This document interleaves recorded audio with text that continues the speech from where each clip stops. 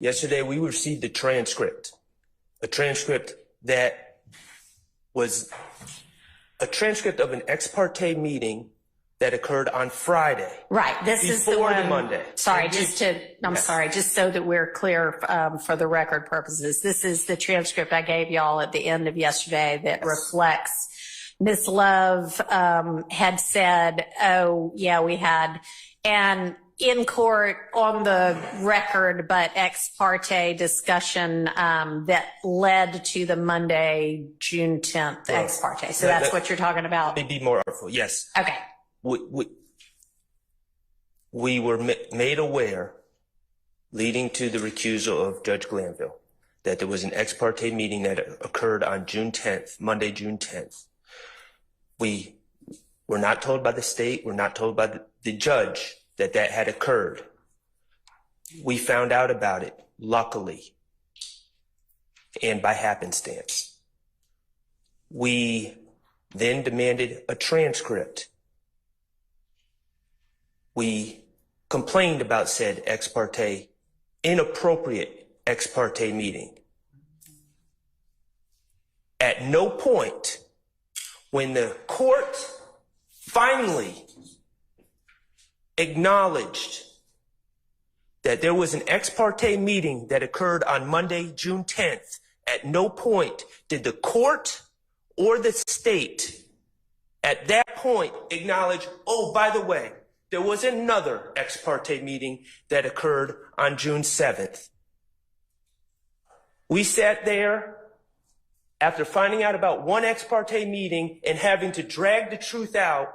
We sat there and the state and their co-conspirator, the trial court, were silent about the first ex parte meeting that happened on June 7th.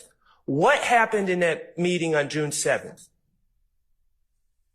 The state went in and disparaged defense counsel. The state, with no one else there, trashed a fellow member of the bar, Mr. Melnick, trashed another fellow member of the bar, Kayla Bumpus, presumed the guilt of all these individuals, including my client, Shannon Stillwell, and all but accused myself and Mr. Steele of being co-conspirators in this YSL enterprise. And the judge agreed. And the judge said in this ex parte meeting, yes, I've observed these things. The judge presumed the guilt of all the defendants. The judge presumed the guilt of myself and co-counsel, Mr. Steele. And all this, people have been saying to me throughout this whole trial, why does Judge Glanville have it out for you? And it never made sense. And I don't assume bad motives of anyone. Why did Judge Glanville, when you did nothing wrong, try to throw you in jail? Accuse you of cussing him out in open court when you didn't do anything?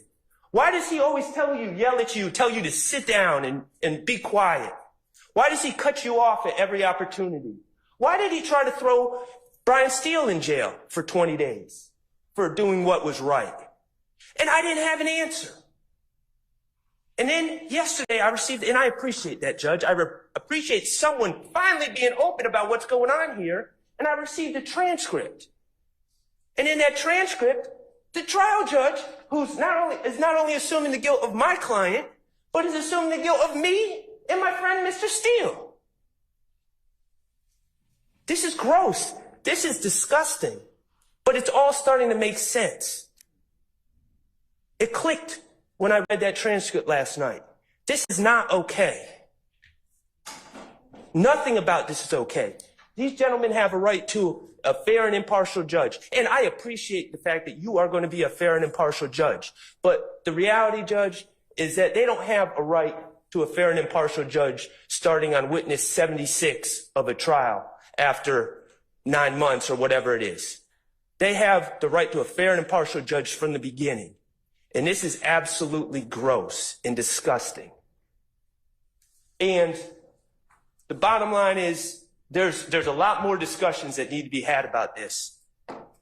But the bottom line is, if you ask me, do we need to revisit the rulings of the judge who sits in chambers secretly and talks to the other side and says, yes, I've been observing this. I've been observing this about what's going on in the trial. The judge that says, not only I'm going to meet with you on Friday and on Monday, but if we need to talk during the weekend, yeah, we can do that. The judge that suggests handing Mr. Copeland a list of questions. Do we need to revisit those rulings? Absolutely, we need to revisit those rulings. We need to revisit everything. This is broken, and it's not okay. It's not okay. It's offensive, and it's not your fault, Judge. You didn't do this. I'm not trying to raise my voice at you. I'm heated right now. I can tell. My steam's been coming off my bald head all night. Nothing about this is okay. Yes, we need to revisit everything. That's my stance. Okay, thank you. And I think that I understand you being upset, and I understand why you and probably some of your fellow defense counsel on this side of the room are upset. I do not think that everything you said is a fair characterization of what that June 7th transcript reflects. But once we have the official copy, that'll be made a part of the record, and that will show what actually happened, what actually was said. As to any kind of legal error that may have been made with regard to rulings prior to Mr. Copeland's testimony, assuming this case goes forward and assuming there is any kind of conviction, I then assumed that there will be a motion for new trial phase, which at that point I can appropriately revisit things, and then potentially an appeal, at which point those things can be raised. I am considering and reading what y'all gave me yesterday to make a ruling on the substantive matters of that ex parte, and I can consider the June 7th ex parte as well, because I suspect y'all asked me to do that. And if I determine that that is such, that there was coercion that is unconstitutional or structural error, then I will grant a mistrial. If not, then the case will move forward and we can consider again all of the evidentiary rulings with regard to the videos and audios that might be used with Mr. Copeland, because that's the witness that we are on the stand with right now. I would, and I know this is hard to do, but I would like for everybody to try to take some deep breaths and move forward professionally. A lot of what y'all are talking about doesn't make it any easier, but it happened a month ago. I know tempers flared all around, but we need to move forward with this in whatever way it's going to move forward in a calm and professional manner, okay?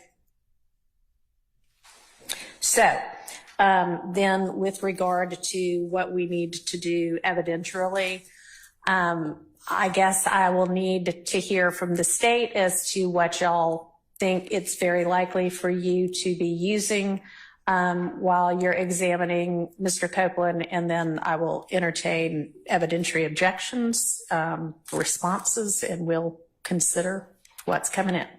Thank you, Your Honor, and we're getting that ready as we speak to present to the court. And I'd also like to thank Your Honor for the reminder regarding professionalism. I was going to ask that the court require that we all adhere to that.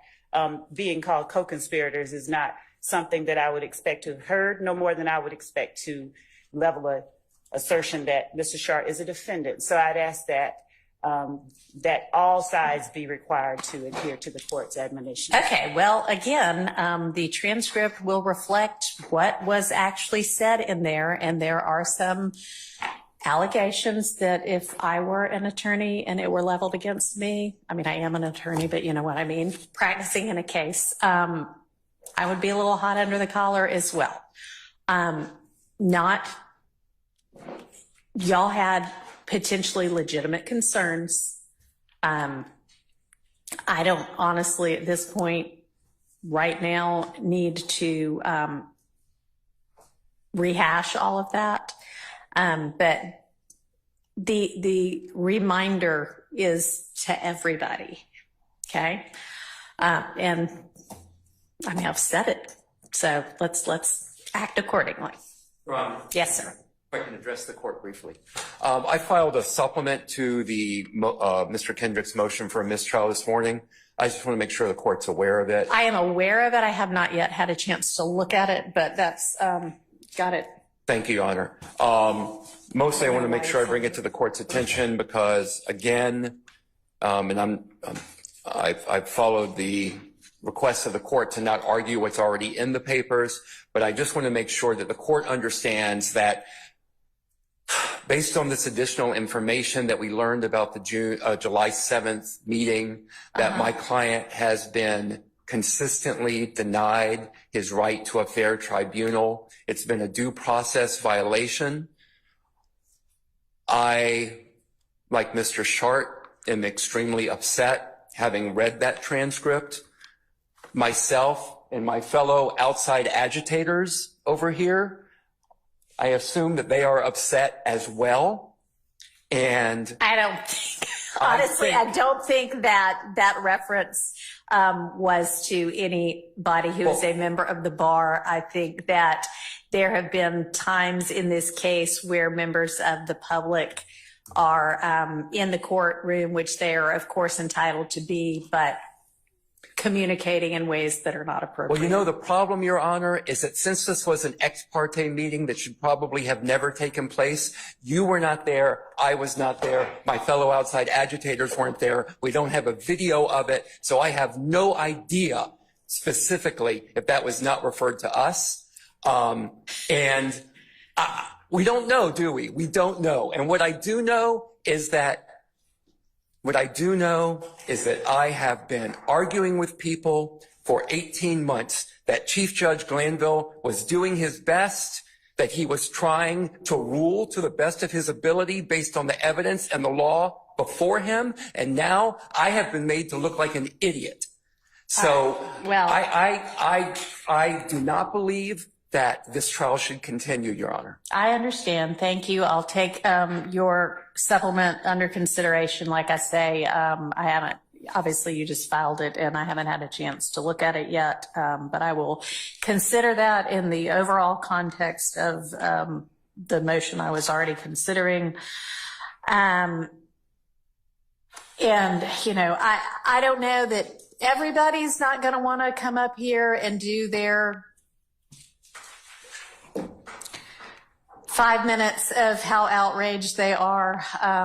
If y'all feel like you need to get it off your chest, come on. Now's the time. Okay, I got one more thing to say there. And then I'll sit down. Okay. And I don't believe that this is performative outrage, Your Honor. I mean, I don't either. Okay. I don't either. I already said I understand. In July of 2023, after months of me complaining about late discovery from the state, which should have been produced in December of 2022, when another terabyte or so tranche of discovery was produced to us, I begged Chief Judge Glanville to put a hard deadline on the discovery being produced from the state. He refused to do so. And you know what Judge Glanville's response to me was? I will tell you. I will tell you what his response was. If this was a civil trial, I would keep this out. But since this is a criminal trial, it's coming in. If this was a civil trial, if it was about money, I would keep it out. But since it's only about Mr. Kendrick's life, that last part obviously wasn't in there. But if this is a civil trial, I would keep it out. I've been a civil litigator for 25 years. I agree that if it was a civil trial, it would be kept out. What I'm shocked by, and I'm new to criminal, what I'm shocked by is that the standard would not be higher in a criminal trial. But what did I say to people? Chief Judge Glanville is doing his best. He is doing his best. And now, again, I don't even know what to say to my client, Your Honor. All right. Well, you know.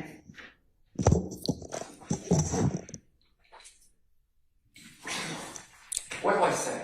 I don't know. Obviously, I don't know what to say right now either. But I think that, while again, I understand frustration, let's be careful about disparaging a respected judge.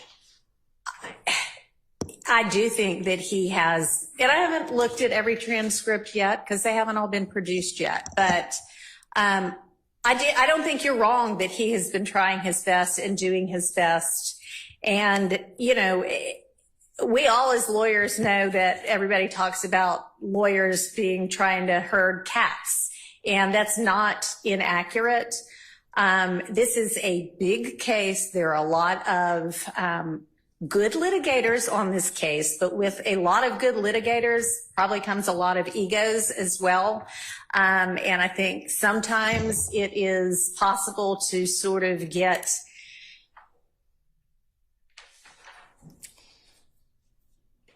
so enamored of your position and of winning a point that you are focused more on that than on backing down and taking a breath and being amenable to hear what the other side is saying. And hell, that's true in our whole society right now. Should have said hell, but y'all, You're all right. Those were not my words. Those were Chief Judge Lando's words. If this was a civil trial. Well, I don't know why it was. I don't know what evidence you were talking about. I'm sure there have been evidentiary rulings that have been frustrating to both sides. I will look at the two transcripts and I will make a ruling. And again, I don't think that the characterizations are exactly accurate, but I'll consider it all in context and I'll make a ruling. Thank you. All right.